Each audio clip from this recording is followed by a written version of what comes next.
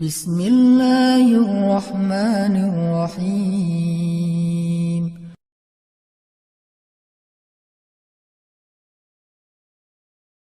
Masya Allah, anak muda ini kalau udah hijrah, semangatnya tuh luar biasa. Lihat Umar bin Khattab, setelah dia hijrah kayak gimana. Lihat Khalid bin Walid, setelah dia hijrah gimana. Mereka tuh baper banget, fisabilillah. Dan akhirnya semakin mereka dekat sama Allah, galau mereka semakin jarang. Bukan gak pernah ya, karena galau itu tetap ada. Karena kayak ujian dari setan lah ya, waswasah.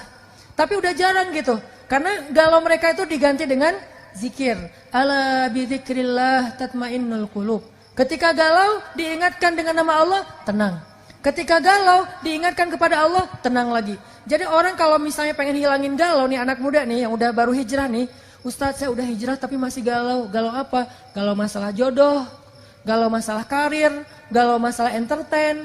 Ustadz kita kayak boring banget, kayak krik-krik banget, kayak bete banget, hidup flat, nggak ada naik turunnya. Gimana ya Ustadz? Coba obati kegalauan kita dengan satu hal aja, ingat Allah. Masalahnya saya udah ingat Allah Ustadz, makin ingat Allah makin galau gitu. Nah berarti kita belum tahu nih tutorial ingat Allah. Karena ingat Allah juga ada tutorialnya. Gimana sih cara kita ingat Allah tapi bikin obat galau? Jadi begitu, ala bidzikrillah tatmainnul qulub. Innamal mu'minun idza dzukirallah wajilat qulubuhum. Wa idza tuliyat alaihim ayatuhu zadatuhum imana. Wa idza tuliyat alaihim ayatur rahman kharru sujjadan wa bukiyya. Kalau diingatkan dengan nama Allah, hati mereka menjadi tenang. Kalau disebut nama Allah, hati mereka bergetar. Kalau dibacakan ayat Allah, iman mereka bertambah. Kalau dibacakan ayat-ayat Allah, mereka tersungkur, sujud, menangis karena Allah. Ini berarti dia udah tahu tutorial zikrullah, ingat Allah. Karena ingat Allah bukan cuma nyebut Allah, Allah, Allah, nggak cukup. Walaupun itu tetap baik, karena nggak ada kata yang berpahala seperti kalimat Allah. Satu-satunya nama yang paling keren itu adalah Allah. Nama yang paling keren tuh. Kenapa? Nama Allah disingkat gimana aja tetap maknanya sama. Allah itu terdiri dari berapa huruf? Alif, lam, ha. 4 huruf ya. Ini angka aman ya. Angka aman nih. Alif, lam, ha. Jadi saya ngomong 4 aja deh. Yang paling aman, netral. Di sini nggak ada politik soalnya. Alif, lam, ha. Oke, 4 huruf. Coba kita hapus 1 huruf. Alif, bacanya apa? Lillah. Artinya milik Allah. Masih Allah juga. Hapus lagi huruf kedua. Lahu. Artinya milik dia. Allah juga. Hapus lagi lam yang ketiga. Tinggal hu. Dia satu-satunya. Dalam bahasa Arab. Hapus lagi huruf dhammahnya, baris dhammahnya, tinggal ah. Ah itu artinya dia satu-satunya tempat kita berkeluh kesah. Jadi Allah nama paling keren. Mau digimanain juga tetap maknanya Allah. Agung. Makanya kita kalau pengen tutorial ingat Allah, benar sih nyebut ya Allah, ya Rabbi, ya Ilahi. Cuman gak cukup sekedar di lisan. Gimana caranya kata Allah itu masuk ke hati gitu. Kayak kita nonton drakor gitu kan, buat cewek-cewek mungkin kalau yang senang drakor. Kenapa sih kalau nonton drakor itu sampai kayak berlinang air mata, kan baper banget ya. Kasian banget sih dia diputusin, kasian banget sih dia tinggalin, kasian banget sih dia kayak apa, dihina, dibully. Kita tuh nonton film sampai akhirnya baper. Cowok-cowok misalnya nonton bola, begitu tim kesayangan dia kalah, itu tuh marah sampai banting segala macam, rokok kebalik, akhirnya yang diisap yang... Kenapa bisa kayak gitu? Gara-gara kita baper banget kan dengan sesuatu yang kita lihat. Kok kita lihat kebesaran Allah tuh gak baper? Lihat laut, biasa aja. Ngelihat langit, biasa aja. Padahal itu lebih dari 4D loh. Kita nonton 4D, kadang-kadang heboh sendiri. Kursinya belum goyang, kita udah gini-gini. Ngapain loh 4D? Kita nonton itu kayak menghayati banget. Tapi giliran kita nonton kebesaran Allah, kita tuh gak sampai ke hati. Nonton Hollywood coba. Kadang-kadang nonton film apa gitu kita kayak benci banget sama antagonisnya kan. Dan kayak berpihak banget sama superhero-nya. Sampai kalau ketemu antagonisnya di jalan, kita lemparin batu, kita marahin, lo jahat banget sih jadi orang di sinetron itu gua nonton, lo maki-maki ibu lo. Padahal itu cuman film, cuman drama. Tapi kita membawa itu sampai ke kenyataan. Anak kecil, kalau yang cowok Marvel, kalau yang cewek Disney. Saking mereka kayak baper banget dengan film-film ini, sampai pengen kayak wannabe gitu. Princess wannabe, superhero wannabe gitu kan. Princess wannabe-nya apa? Pengen jadi kayak Anna, pengen jadi Elsa, pengen jadi Rapunzel gitu kan ya. Berarti kan yang ditonton tuh sampai ke hati kan. Kalau yang cowok pengen jadi Superman, Spiderman, apalagi yang apa Thanos sekarang yang lagi ngetren gitu kan. Kayak kok nggak pengen jadi Ustadz Hanan sih? Bukan superhero. Artinya berarti yang mereka tonton itu sampai ke hati. Nah, gimana caranya kita nonton kebesaran Allah? Inna fi khalqis samawat. Itu kan nonton kebesaran Allah tuh. Inna fi khalqis samawati wal ardi wa ikhtilafil laili wan nahar la ayat. Ada ayah. Apa arti ayah? Bukan ayah ya. Ayah itu bapak. Kalau ayah dalam bahasa Arab itu artinya banyak. Salah satu di antara makna ayah adalah bekas. Itu ayah. Ayatun artinya bekas. Selain tanda, ada bekas, ada petunjuk. Itu ayah.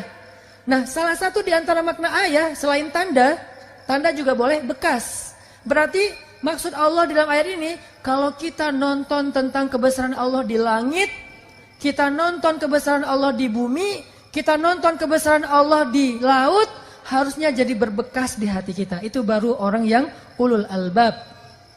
Berbekas di hati kita. Bekasnya apa? Bekasnya kayak takjub gitu sama Allah. Bekasnya kayak respect gitu sama Allah. Bentuk respect kita, subhanallah. Itu bentuk respect kita kan? Gimana bentuk respectnya? Subhanallah, Masya Allah, la haula wa la quwata illa billah. Itu tuh bentuk respect kita. Sama kayak kita respect sama orang. Kalau anak pantai itu biasanya suka gini. Woi bro, gitu kan ya. Hey dude, gitu kan. Jadi kayak ngasih kode, gua sama lo bro gitu. Terus kayak kalau respect anak-anak street kayak gini kan.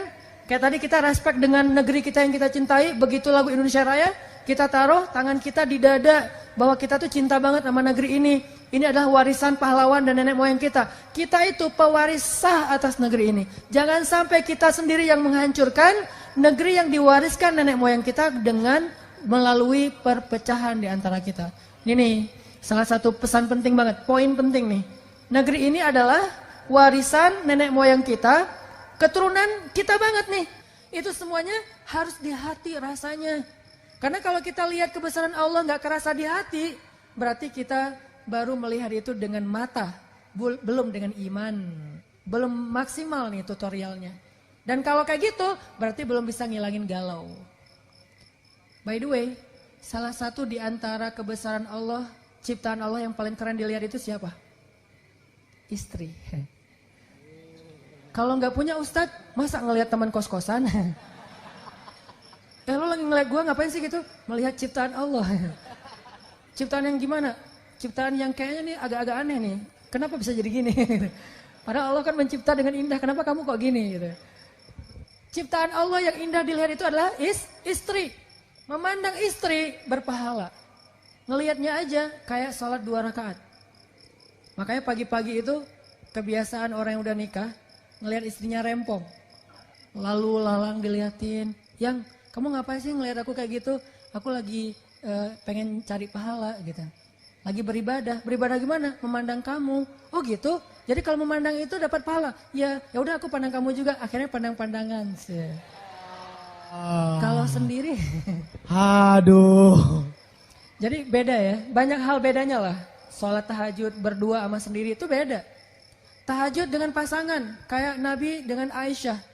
Nabi kan pernah ya sholat tahajud ya. Nggak ngebangunin Aisyah. Kenapa? Tahajud Nabi itu kan lama banget ya. Sampai ada sahabat yang hafiz Al-Quran, namanya Ibnu Mas'ud. Pengen jadi makmum Nabi pas tahajud. Tapi dia kayak nggak nyolek gitu kan. Harusnya kita kalau ngemakmumin nyolek kan depan. Gue ngemakmum nih. Ya udah lanjutin aja. Nggak gitu sih, lagi sholat soalnya. Terus dicolek jadi makmum nih. Dia nggak nyolek. Nabi akhirnya bacanya panjang banget. Sampai akhirnya dia mau hampir mundur. Kayak cari pura-pura batal. Kayak aduh batal, pergi aja gitu kan ya. Padahal itu hafiz loh. Ibnu Mas'ud. Saking panjangnya sholat Nabi. 1 rakaat 5 juz. Ada yang pernah sholat 1 rakaat 5 juz? Alhamdulillah sama. Saya pernah sekali doang tuh yang di Mesir. 1 malam 10 juz. Saya lupa antara 10 sampai 15. Pokoknya paling sedikit 10 juz semalam. Itu juga gak sengaja. Gara-gara ustadz saya, syekh saya, Hanan yuk ikut saya. Imamnya bagus, saya terawih. Ayo. Pas saya berdiri, alif lam mim. Oke, alif lam mim, saya hafal gitu kan. Gak sengaja tiba-tiba udah tengah juz. Bentar, ini kok udah setengah juz ya. Terus saya kayak udah mulai berdiri sebelah kaki gitu. Udah freestyle gitu kan sholatnya gitu. Kenapa jadi gini kok berat banget ya. Terus udah 1 juz. Saya berpikir habis 1 juz, ruku dong. Jadi begitu udah 1 juz saya udah siap-siap aja gitu. Udah gini-gini. Saya kulus sufaha. Saya langsung gini lagi. Tapi kayak nyesel banget gua ngapain sih sholat di sini gitu kan. Udah gitu beres Al-Baqarah lanjut Alif Lam Mim kedua Ali Imran. Itu benar-benar kapok. Saya tuh udah kasih semua kode loh. Bersin udah, batuk udah. Masa saya harus pura-pura batal gitu. Gue batal loh ya. Pergi gitu kan. Kan gak mungkin ya. Allah Maha tahu. Nah Rasul sholat tahajud gak ngebangunin Aisyah di sebelah. Waktu itu pas Nabi lagi ruku, Nabi lagi sujud.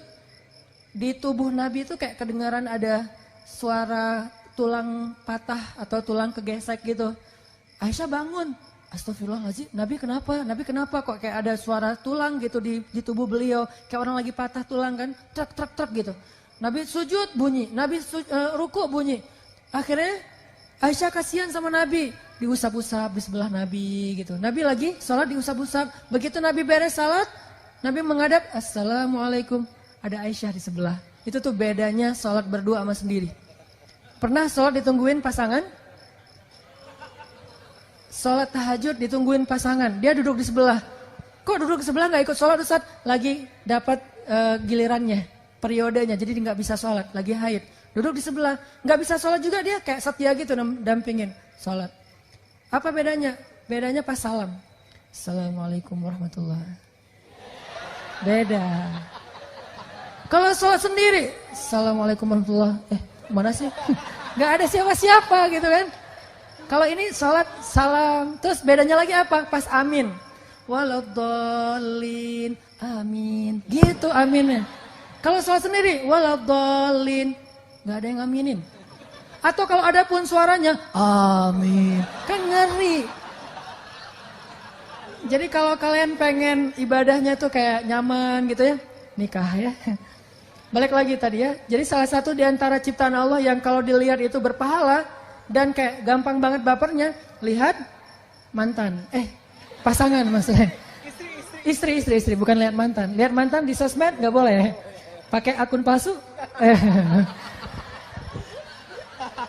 Kok Ustaz tahu aja sih? Pengalaman. Enggak lah, saya akun cuma 1. Hanan_Attaqi, follow. Modus. Oke, jadi gimana sih caranya kita zikir, kita nyebut nama Allah tapi kerasa di hati. Salah satunya teman-teman coba sebut nama Allah itu yang sesuai dengan masalah kita. Jadi kalau kita ada masalah, makanya kita hafal beberapa nama Allah itu sesuai dengan masalah. Kenapa ada 99 walaupun bukan batasan, karena nama Allah itu nggak terbatas kan. Cuman yang terkenal itu kan 99 tuh. Sama kayak nama Nabi kan yang terkenal itu 25 kan. Padahal yang kita kenal bukan 25 loh, 26. Ada satu lagi yang kita kenal, common, Nabi Khidir. Berarti kan Nabi bukan 25, ada Nabi Khidir, ada Nabi Yusha, Joshua, ada Nabi Daniel. Nabi itu ada lebih dari 100.000. Cuman yang terkenal 25. Nama Allah yang terkenal 99, tapi nggak terbatas. Kenapa ada 99? Biar kita tuh kalau lagi ada masalah, nyebut nama Allah itu sesuai dengan masalah kita. Masalahnya hutang, nyebutnya apa? Ya Razzaq. Kalau kita punya hutang, ya Razzaq, ya Fattah. Kalau kita kayak habis diputusin, nyebutnya apa? Ya wadud, ya sami. Kenapa? Orang kalau habis diputusin kan pengen curhat kan? Curhat sama teman kadang-kadang kita baru buka curhat, dia curhat balik. Gue pengen curhat nih. Kenapa? Gue habis diputusin. Ya laki-laki emang semuanya kayak gitu. Gue juga kemarin diputusinnya dengan cara yang panjang. Padahal kan kita yang mau curhat. Kenapa dia curhat duluan gitu kan? Yang lebih parah lagi kita curhat lewat telepon. Dia dengerin loudspeaker. Udah gitu dia ngapa-ngapain, pergi ngapain gitu. Kita ngomong sendiri gitu kan, garing gak sih? Ngomong sendiri kita kayak udah bersemangat banget. Dia baik banget loh, dia mau dengar curhat gue. Ngomong panjang lebar. Terus lama-lama kita curiga, kok diam aja sih? Lu masih ada gak sih? Akhirnya dia lari dari dapur. Oh iya masih ada. Terus balik lagi. Ini itu manusia, dia bukan sami'. Apa arti sami'? Ini terjemahan mainstream. Saya tuh gak suka mainstream, saya pengen yang sesuatu yang baru. Tajdid dalam pemahaman. Terjemahan sami' secara mainstream, maha mendengar. Apa sih maksud maha mendengar? Kalau menurut saya, sami' itu bukan hanya maha mendengar. Maha betah mendengar curhat. Itu sami'. Allah itu kalau dengar kita curhat, gak pernah bosan. Allah itu kalau dengar curhat dari kita, tuh gak pernah dikasih limit. Kamu punya batas waktu 5 menit aja deh. Soalnya yang curhat kan banyak nih. Hamba-hamba semuanya bermasalah lagi pada galau nasional gitu. Ya udah kamu curhat 5 menit aja. Enggak, kita boleh curhat sepanjang malam. Begitu kita angkat tangan, Rabbi, Allah langsung mendatangi kita. Abdi, hal laka hajah, kamu butuh sesuatu hambaku? Hal min taib, kamu pengen taubat hambaku? Hal min mustaghfir, kamu pengen minta ampun hambaku? Pengen apa? Pengen apa? Allah yang datangin kita. Allah turun dari langit dunia untuk dengan curhat kita di 1/3 malam terakhir. Allah yang datengin kita. Kalau teman kita kan kita yang datengin dia. Udah gitu kita harus bawa hadiah, kita harus traktirin dia makan, kita harus tambahin dia kuota. Ntar dia bilang, gara-gara curhat kamu tuh kuota gua habis, ya udah gua gantiin gitu kan. Kalau Allah nggak kayak gitu, dengerin curhat kita dan betah banget. Sehingga panggil Allah dengan nama yang sesuai masalah kita. Sehingga PR kita nih, challenge dari saya buat teman-teman, coba teman-teman baca terjemahan dari setiap nama di Asmaul Husna. Kan ada Asmaul Husna tuh, cari bukunya atau googling, kan ada terjemahannya. Coba pahami terjemahan itu. Salah satunya apa? Jabbar. Al-Jabbar. Al-Jabbar ini kan kalau dalam bahasa umum tuh yang maha memaksa. Yang maha perkasa, kuasa gitu. Memaksa sesuatu itu sesuka dia. Itu Jabbar. Tapi Jabbar juga dalam makna yang lain, yang maha mengobati sakit hati loh. Itu arti Jabbar. Makanya ke dalam doa ketika kita antara dua sujud, kita baca apa? Rabbi firli warhamni wajiburni. Apa arti wajiburni? Ya Allah paksain aku gitu. Enggak kan?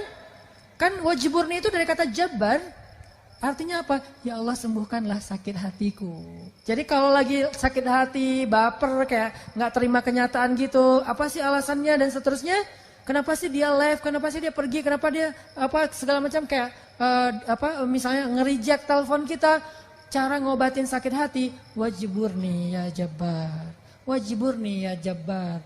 Jadi tergantung nada nih. Kalau ya Jabbar, itu artinya yang maha perkasa dan memaksa. Tapi kalau ngomongnya, ya Jabbar, itu artinya yang menyembuhkan penyakit hati.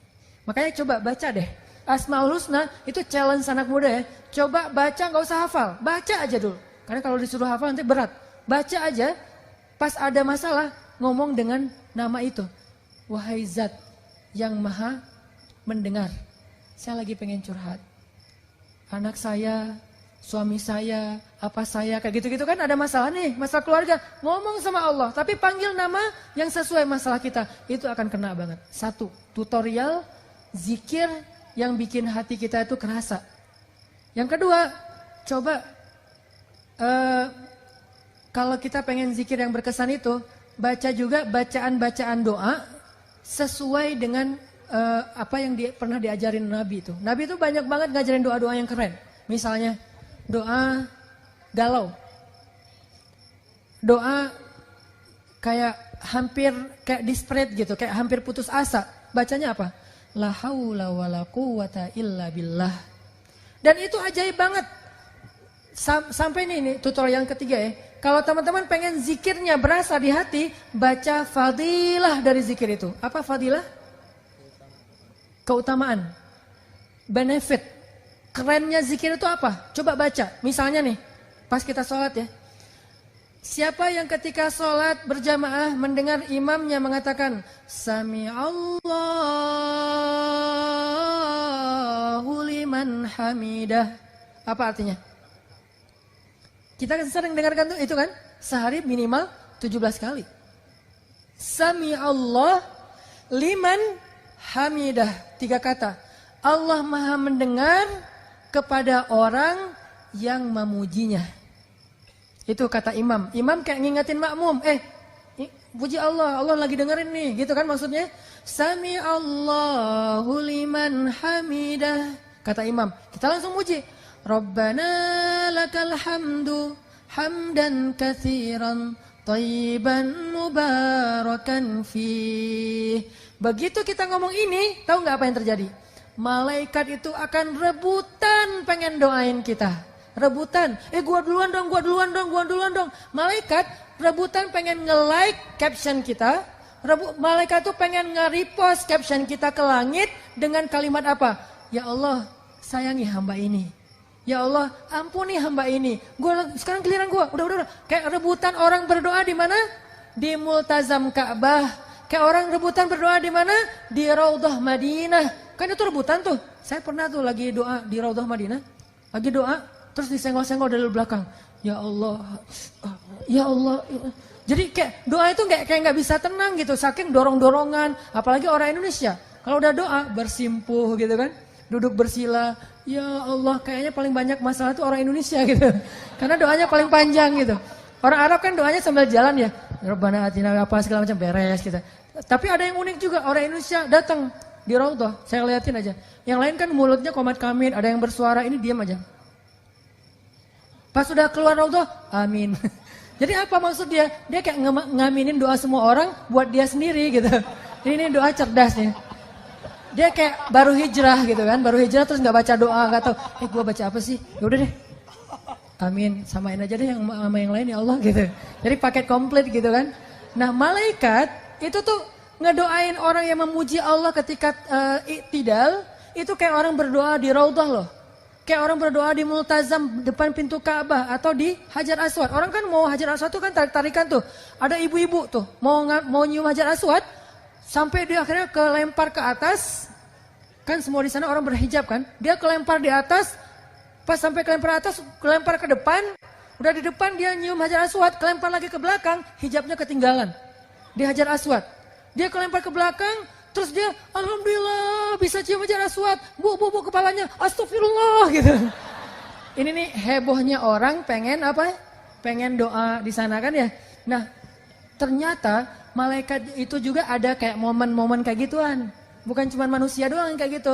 Kita pernah kayak gitu di pas umroh dan haji. Malaikat juga pernah. Kapan? Salah satu momen malaikat rebutan berdoa itu adalah ketika Sami Allahu liman hamidah. Kita di belakang. Rabbana lakal hamd. Hamdan katsiran tayyiban mubarakan fi. Itu malaikat rebutan pengen doain kita. Udah dong, gua dong. Ada berapa malaikat? 70.000 malaikat. Kebayang gak tuh keutamaan doa itu tuh? Baru baca gitu doang. Makanya kalau kita tahu fadilah, keutamaan setiap zikir, setiap kalimat yang kita baca, itu kita bakal semangat banget loh, berasa loh di hati. Kayak tadi lagi sholat, bukan GR ya, karena emang Nabi yang ngomong gitu kan. Jadi pas saya bilang, Sami Allahu liman hamidah, saya sendiri juga baca, Rabbana lakal hamdu, hamdan katsiran tayyiban mubarakan fih. Bukan saya GR, jadi tapi kayak nggak mungkin juga malaikat bilang, ngapain sih lo kayak GR banget, kita nggak doain lo, gitu. Nggak mungkin, malaikat tuh rebutan, jadi kita kayak, alhamdulillah didoain malaikat, kayak pengen iktidal yang lama, kan 70.000 malaikat ngantri gimana tuh, bisa semalaman kan? Kalau seandainya saya mau tuh, seharusnya, Rabbana lakal hamdu, hamdan katsiran tayyiban mubarakan fi, udah aja diam. Cuman saya khawatir makmumnya yang curiga, jangan-jangan Ustadz meninggal berdiri nih, husnul khotimah gitu kan. Akhirnya digantiin dari belakang, gitu. Jangan, itu sikut menyikut ya. Jangan ikutin cara kayak gitu. Tapi artinya itu keutamaan. Belum lagi nanti pas kita sujud. Pas begitu kita sujud, itu posisi kita paling dekat sama Allah loh. Paling dekat gimana? Allah tuh kayak duduk di sebelah kita. Walaupun nggak ada perumpamaan untuk Allah ya. Karena Allah tidak seperti laisa kamitslihi syai'. Ini hanya analogi kedekatan nih. Bukan analogi Allah seperti apa. Analogi qurbah, dekatnya Allah. Itu kayak kalau kita sama temen tuh kayak lagi nempel kulit sama kulit. Lu ngomong apa? Lu mau minta apa gitu. Kayak ayah sama anak, ibu sama anak. Anakku digendong, didekap gitu. Allah tuh lagi mendekap kita. Kapan? Pas kita sujud. Jadi begitu sujud kita tuh berasa lagi di dekat Allah. Ngapain bangkit cepat-cepat? Kalau kita sholatnya sendiri. Kalau sholatnya berjamaah ya harus bangkit waktunya. Daripada nanti makmumnya curiga. Tiba-tiba ada yang lagi sujud lama gak bangkit. Ada yang gini. Apa sih imamnya? Jangan-jangan batal. Tiba-tiba ntar imamnya hilang tinggal makmum gitu kan ya. Kenapa? Batal wudhu gitu. Akhirnya sujud yang lama. Kenapa? Karena Allah lagi dekat banget sama kita pas kita sujud. Sehingga kita baca Rabbi ilaika aslamtu wa bika amantu wa alaika tawakkaltu, bukan wa alaika aftartu wa bika apa, itu mah doa iftar ya. Enggak. Ini artinya teman-teman 3 itu ya. 1, hafal asmaul husna. 2, hafal doa-doa yang diajarin Nabi, diajarin sahabat, diajarin ulama. Boleh enggak Ustaz doa kita bikin sendiri? Boleh. Selama itu baik. Kok boleh Ustaz? Berarti bid'ah dong? Enggak bid'ah. Emangnya di zaman Nabi itu ada doa tentang ujian nasional nggak? Terus kalau anak kita ujian nasional doanya gimana? Oh, nggak bisa doa dong Ustaz, kan nggak ada contohnya dari Nabi. Soalnya anak Nabi nggak ada yang ikut ujian nasional. Doa itu adalah ibadah mutlak secara fikih. Arti mutlak bebas selama dia baik. Beda dengan muqayyad. Kalau sholat itu muqayyad, udah ada aturannya, how to-nya. Kalau doa mutlak bebas. Kita bisa berdoa nggak angkat tangan, freestyler gitu kan. Lu lagi ngapain? Lagi doa, aku gak angkat tangan, gue free ride. Jadi kayak gak ngangkat tangan gitu. Ya Allah, santai banget anaknya. Nabi pernah doa gak angkat tangan? Pernah. Doa apa? Doa pas naik kendaraan. Karena Nabi baca doa itu pas lagi naik. Kebayang gak angkat tangan lagi naik kendaraan? Gimana tuh? Apalagi moge, naik Harley. Sambil naik tuh, sambil baca doa kan gak mungkin ya, sambil angkat tangan. Pasti Nabi pegangan setir gitu kan. Setir itu adalah tali kekang onta, itu setirnya gitu. Jadi doa nggak pakai angkat tangan boleh. Atau angkat tangan juga boleh, gini. Ada yang angkat tangannya gini. Girly banget sih. Kan dia, kenapa kok gitu? Aku kan feminim sih. Jadi doanya tuh kayak girly banget gitu kan. Ada yang doanya standar gitu. Ya Allah. Ada yang kebuka, ada yang ketutup, tergantung gayanya masing-masing. Ada juga yang doanya tuh kayak berharap banget. Ada yang kayak gitu, ada yang doanya tuh gini. Pernah nggak ngeliat? Nabi ketika malam perang Badar, doanya tuh gini. Itu namanya istighosah. Ada ayatnya? Ada. Il tastaghitsuna rabbakum fastajaba lakum. Di surat Al-Anfal, ketika kalian beristighosah kepada Rabb kalian. Jadi istighosah itu ada dalilnya. Il tastaghitsun Rabbakum, ketika kalian beristighosah kepada Rabb kalian. Apa arti istighosah? Doa yang sangat panjang, semalaman. Nabi berdoa dari habis Isya sampai subuh. Doa, apa yang diminta sama Nabi? Ya Allah, menangkan kami besok. Ya Allah, kalau kami besok semuanya terbunuh, nggak ada lagi orang yang akan menyebut namamu di muka bumi. Saking Nabi berharapnya, Nabi mengangkat tangannya setinggi mungkin sampai jatuh syalnya Nabi diangkat lagi sama Abu Bakar. Jadi kita bisa berdoa dengan cara itu. Bisa juga ya terserah sih. Kalau doanya misalnya kayak, ya Allah besok saya mau ujian gitu ya. Ya Allah saya mau kerja. Kalau udah kayak gini, jodoh. Ya Allah. Nah, yang paling tinggi itu bab jodoh ya.